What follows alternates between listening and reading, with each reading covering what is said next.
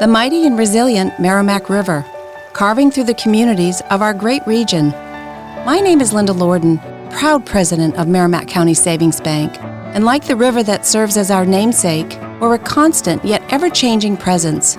Because to us, it's bigger than banking. It's about powering communities and putting people first. It's about knowing where you came from and where you're going. That's Merrimack style. Visit us at themerrimack.com. Hello, thank you for joining me in this week's podcast. I hope you're going to enjoy the training material contained within. Any questions? Get in touch. Mail at learningbritishaccent.com. Section 1. This episode contains 2 nursery rhymes, a recorded news article, a clip from the Little Red Riding Hood fairy tale, and vocab on the topic of temperature. Section 1. Pop goes the weasel. Half a pound of tuppenny rice, half a pound of treacle. That's the way the money goes. Pop goes the weasel. Up and down the city road, in and out the eagle. That's the way the money goes. Pop goes the weasel.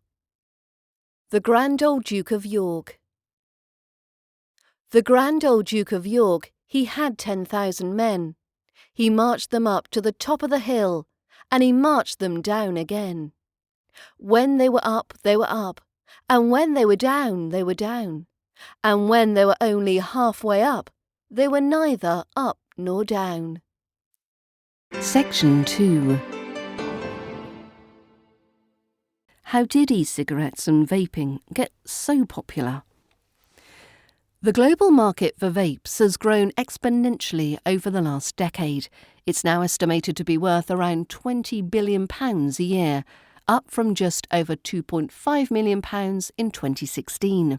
In the UK, there are now around 4.5 million regular vapers, served by nearly 3,000 specialist vape stores and a growing number of online retailers. But vapes are now available almost everywhere, from supermarkets to corner shops. The origins of e-cigarettes can be traced back almost a century. From ads on buses to the branding plastered over your local newsagent, vapes are suddenly everywhere.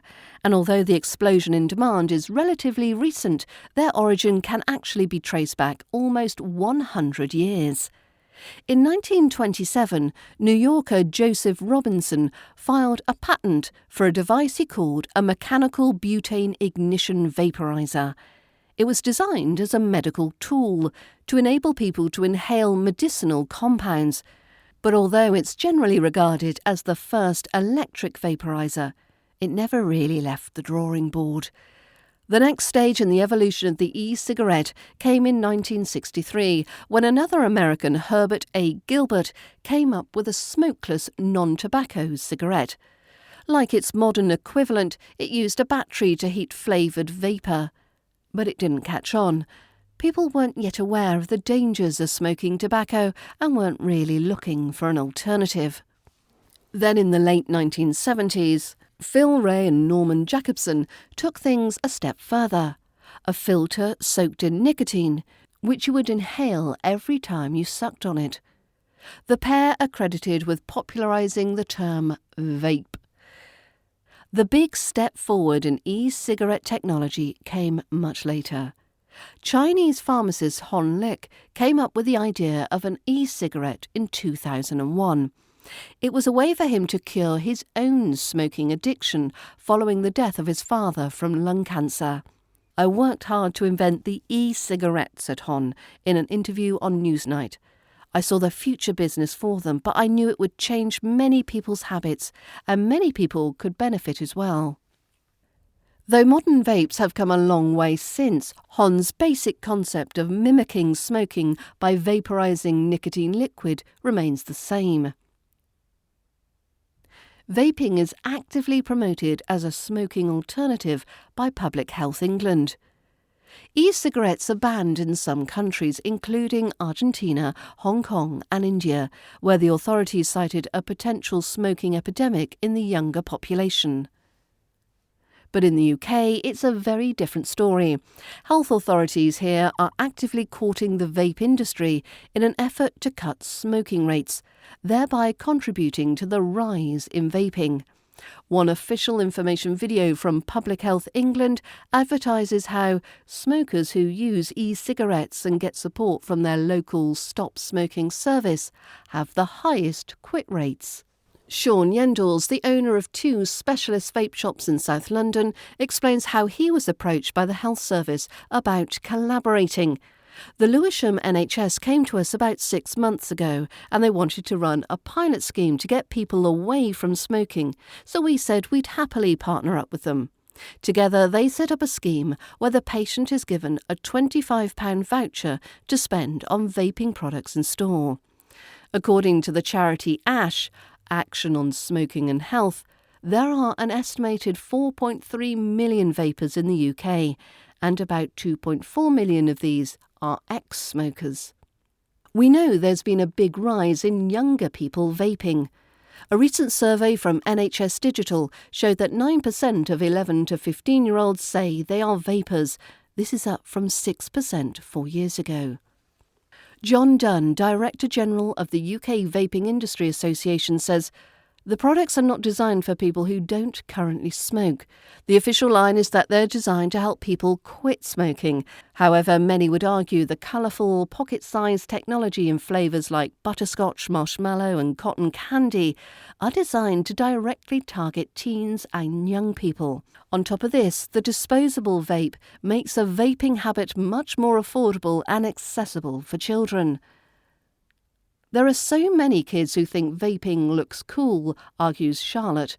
Whereas smoking is considered quite old school, a vape is a bit of kit, a product, a piece of technology that you can carry around with you.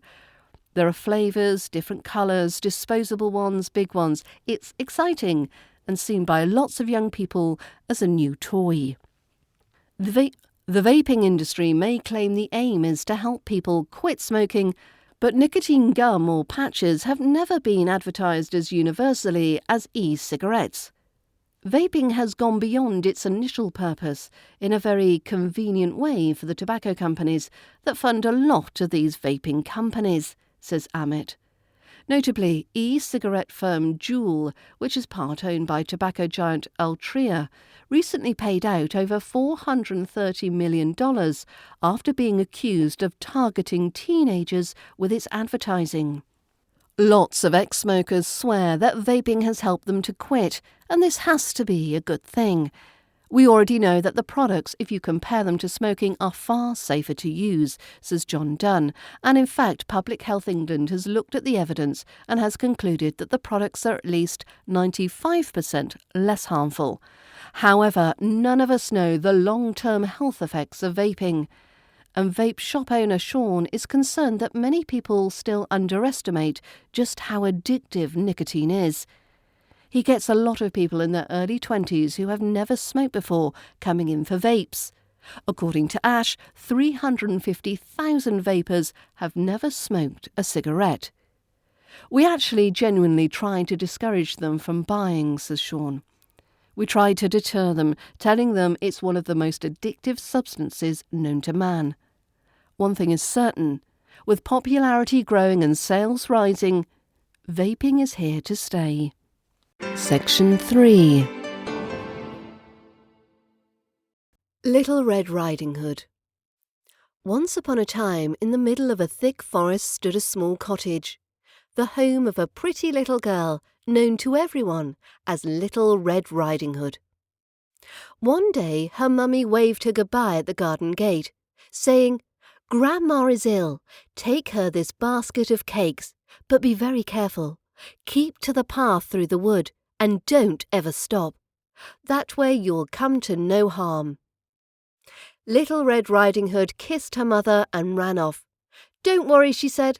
"I'll run all the way to Grandma's without stopping." Full of good intentions, the little girl made her way through the wood, but she was soon to forget her mother's wise words. What lovely strawberries, and so red! Laying her basket on the ground, Little Red Riding Hood bent over the strawberry plants. "They're nice and ripe and so big. Yummy! Delicious! Just another one. And one more. This is the last. Well, this one. Mmm. The red fruit peeped invitingly through the leaves in the grassy glade, and Little Red Riding Hood ran back and forth, popping strawberries into her mouth. Suddenly, she remembered her mother, her promise, Grandma, and the basket, and hurried back towards the path. The basket was still in the grass, and humming to herself, Little Red Riding Hood walked on. The wood became thicker and thicker. Suddenly, a yellow butterfly fluttered down through the trees.